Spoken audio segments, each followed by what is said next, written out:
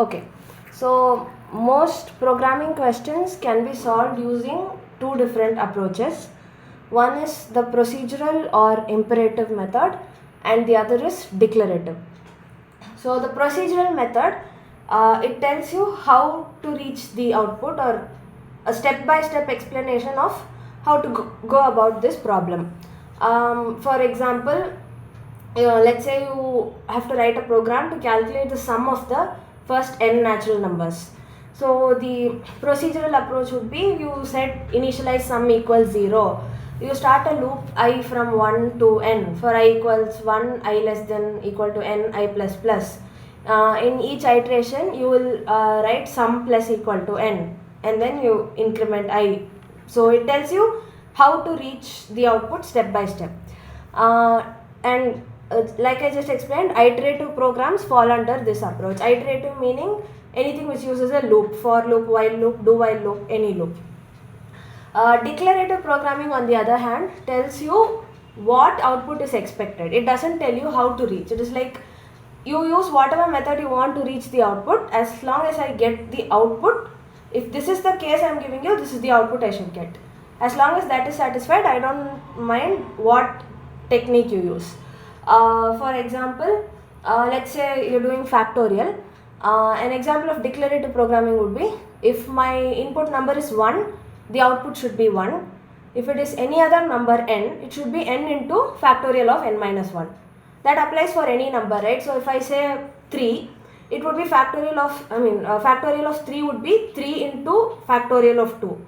That would again be 3 into 2 into factorial of 1, which is 3 into 2 into 1, which is 6. So it tells you the different possible conditions, and in each condition what output is expected. It doesn't tell you, you start a loop, you initialize this. It doesn't tell you how to get to the output. It just tells you what it wants. So that is declarative programming, and recursive programs usually fall under this category. Now it is not that iteration is strictly procedural and recursion is strictly declarative. You can have vice versa also, but generally this is how things work. So we'll look at an example which we just discussed, the sum of the first n natural numbers. So if you had to write a function to calculate the sum using iterative approach, void sum int n, where n is the number, for as many terms as you want to sum up. You initialize something s equals 0.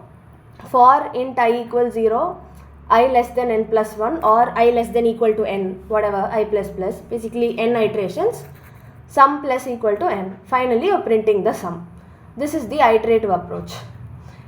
In the recursive approach, you are initializing a variable, again sum equals 0, and note that in the recursive approach we are initializing outside the function definition, not inside.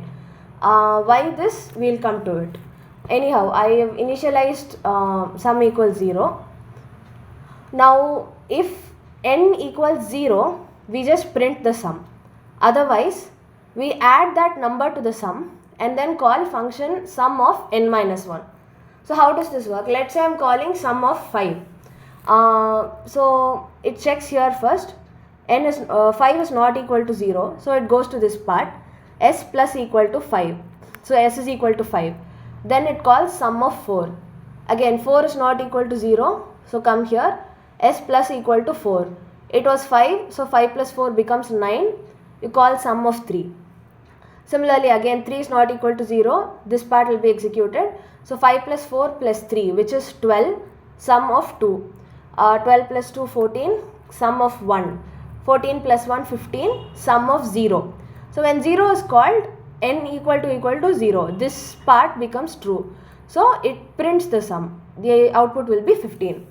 So this is how the recursive function works.